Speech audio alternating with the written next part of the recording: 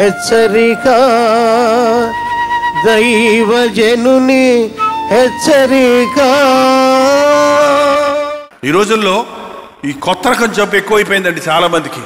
ఇది శరీరంలో జబ్బు కాదు, ఇది మానసికమైన జబ్బు. ఒక విధమైన మనసులో కలవరం, మనసులో దిగులు, నిద్ర పట్టదు, తలపోటు. ఎప్పుడు ఆలోచిస్తుంటే ఏమొస్తుందో చెప్పండి మీకు? ఎప్పుడు ఆలోచిస్తుంటే ఏమో అమ్మాయి పెళ్ళవలా, అమ్మాయి పెళ్ళవలా, అమ్మాయి పెళ్ళవలా, చూసిపోతున్నారు, చచ్చిపోతారేమో, దానికి అవుదేమో అని ఆలోచిస్తూ కూర్చుంటే ఏమైపోతావు? నెగిటివ్ థింకింగ్ అంటారు ఇంగ్లీష్లో. అంటే వ్యతిరేకమైన ఆలోచనలు సైతాను పెట్టినప్పుడు నువ్వు చెయ్యలేవు, నువ్వు పనికిరావు, నీ బతుకింతే అనే పాట సైతాను పాడద్దండి. అది సైతాను పాట, అది నీ పాట చేసుకోకది. అలాంటి ఆలోచన వచ్చినప్పుడు నువ్వేం చేయాలో తెలుసా? నేను చేయలేను, నాకు బలం లేదు, కానీ నన్ను బలపరిచే యేసయ్య వల్ల నేను చేస్తాను. ఎస్, నేను పనికిమాలినోడిని, కానీ నా ప్రభు నన్ను ప్రయోజకురాలిగా చేస్తాడు. ఎప్పుడు కూడా సాతాను పెట్టే తలంపులను దేవుని తలంపులతో జయించినప్పుడు మనం భక్తిలో ముందుకి సాగిపోతాం. ఒక వ్యక్తిని పడగొట్టాలంటే ముందు నిరుత్సాహపరుస్తారండి. నిరుత్సాహపరిచినప్పుడు చూడండి, రన్నింగ్ రేసులో పరిగెడుతుంటారు చూడండి. ఆ పరిగెడుతున్నప్పుడు ఆ అవతల పక్క ఉన్నోళ్ళు పరిగెత్తు పరిగెత్తు పరిగెత్తు, వచ్చావు అంటారా? లేకపోతే నువ్వు పరిగెత్తలేవరా, అయిపోయిందిరా నీ పని అంటారా? ఎట్లండి?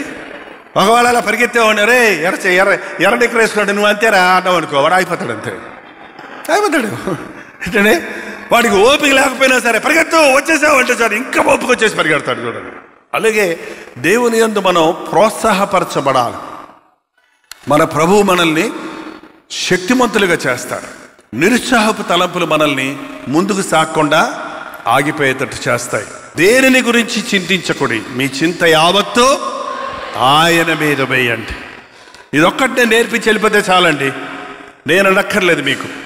మీరు దేవునితో సరిగ్గా సంబంధం కలిగి ఉంటే, దేవునితో మీరు మాట్లాడుకునే అనుభవం కలిగి ఉంటే, మీ జీవితంలో ఇక సమస్యలు లేవు, ఇక బాధలు లేవు.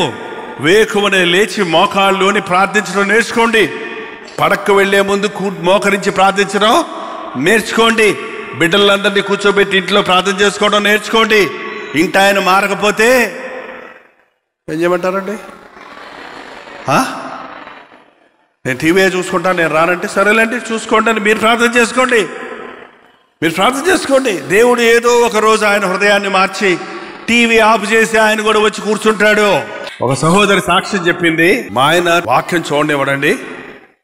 ఒకరోజు నేను బతిమలాడుకుంటే, సరే ఈ జైపాల్ గారి వాక్యం మాత్రం చూడు, ఇంకేది పెట్టుకోకూడదు, పర్వాలేదు, నేను అరవటం లేదు, మెల్లగా చెప్తున్నాడు అన్నాడట. సరే దేవస్తోత్రం నాయన, కనీసం చూడటానికి టైం ఇచ్చాడు, అరగంటే చూడాలి, ఎక్కువసేపు చూడకూడదు అంటాడు. మళ్ళీ ఆమెకు పుట్టినరోజు వచ్చిందట అండి. పుట్టినరోజు వస్తే పుట్టినరోజుకి ఏం చీర కొనిపెట్టమంటావు అన్నాడంట. ఏం కొనిపెట్టమంటావు, నీ పుట్టినరోజుకి ఏం గిఫ్ట్ కావాలని అడిగితే, నాకేం వద్దండి, ఒక్కసారి కలవదర్శనం ప్రోగ్రాం చూడరా అందంట. ఇది భలేగుంది చావగ్గా, డబ్బులు ఖర్చు లేకుండా కదా. సరేలే అన్నాడంట. సరేలే అని చూశాడండి. చూసిన కాడి నుంచి ఏమో అనుకున్నాను నేను, బాగానే చెప్తున్నారే, పర్వాలేదు అన్నాడంట అండి. ఇంకా ఆ తర్వాత నుంచి పెట్టుకుంటే వెనకాలని చూస్తుంటాడు. అసలు వెనకాల ఎప్పుడన్నా పెట్టకపోతే 5 నిమిషాలు లేట్ అయితే, కట్టమేమే కలదర్శనం పెట్టు అంటాడట. మళ్ళీ పైగా ఒక 4-5 ప్రోగ్రాములు చూసేటప్పటికి ఇద్దరు కూర్చొని కలిసి చూడటం మొదలుపెట్టారు. వాళ్ళిద్దరూ ఏదో మీటింగ్కి వచ్చి నాకు సాక్ష్యం చెప్పారండి. మీ ఇంట్లో పిల్లలు కానీ, భర్త కానీ, మీ ఇంట్లో అత్తగారు కానీ, ఎవరు కోడలు కానీ, కొన్నింట్లో కోడలు మూర్ఖం, కొన్నింట్లో అత్తగారు నమ్ముకోరు, ఎవడో ఒకటి సైతాన్ని పట్టుకోవడానికి చూస్తాడు. వాళ్ళని మీరు జయించాలంటే ప్రేమతోనే జయించాలి.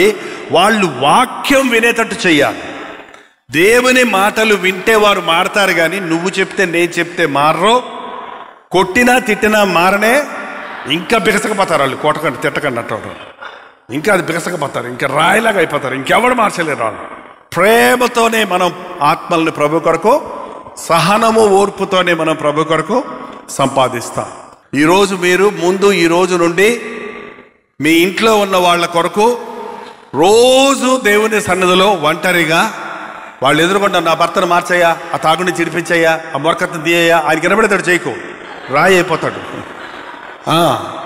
రహస్యంగా తలుపేసుకొని దేవుడితో చెప్పుకో, దేవుడు ఆయన హృదయంలో కార్యం జరిగిస్తాడు. కుటుంబాలు మారాలంట. అందుకే అంత్యదినాల్లో దేవుడు ఈ వాక్యాన్ని ఇలాగ మీ ఇళ్లలోనికి తీసుకొని వస్తున్నాడు. కుటుంబాలన్నీ మారినట్లుగా నా ప్రార్థనలో ఒక అంశంగా చేసుకుంటాను. మరలా దేవుని సన్నిధిలో ప్రార్థిద్దాం. మీరు ప్రార్థించండి. తప్పకుండా భార్య, భర్త, బిడ్డలు, ఇంటిలో ఉన్న వృద్ధులు రక్షించబడాలి. నేను నా ఇంటి వారు యెహోవానే సేవిస్తాం. అంతేగాని నేను పరలోకంలో ఏంటండి నా బిడ్డ నరకంలో ఉంటే మనకేమన్నా సంతోషం ఉంటుందా? నేను ఏ ఒక్కడు నశించకూడదని ప్రభు చెప్పాడు.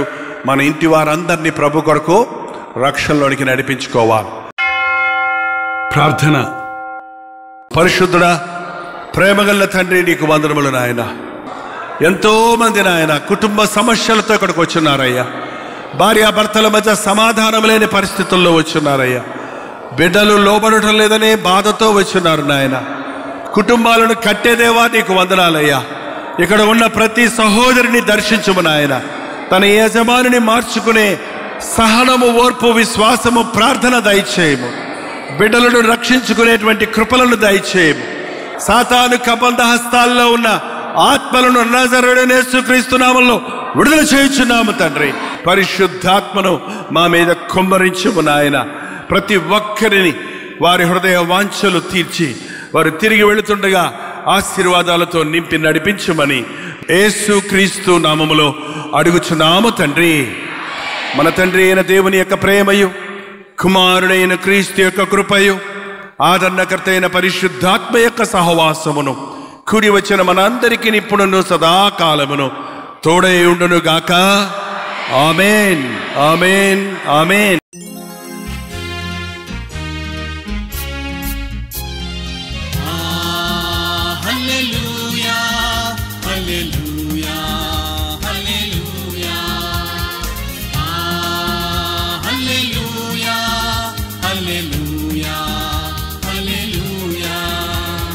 కలువరి ప్రేమే మధురం, కలువరి ప్రేమే మధురం, కలువరి ప్రేమే మధురం, కలువరి ప్రేమే మధురం. హల్లెలూయా, హల్లెలూయా, హల్లెలూయా, హల్లెలూయా, హల్లెలూయా, హల్లెలూయా.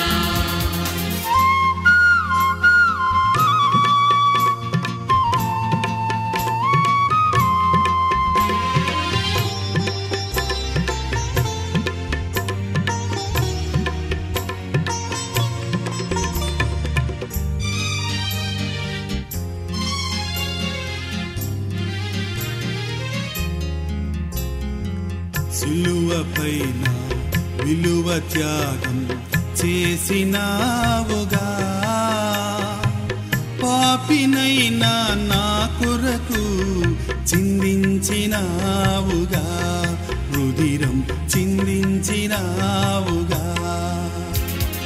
కలువరి ప్రేమే మధురం, కలువరి ప్రేమే మధురం, కలువరి ప్రేమే మధురం, కలువరి ప్రేమే మధురం. హల్లెలూయా, హల్లెలూయా, హల్లెలూయా, హల్లెలూయా, హల్లెలూయా, హల్లెలూయా.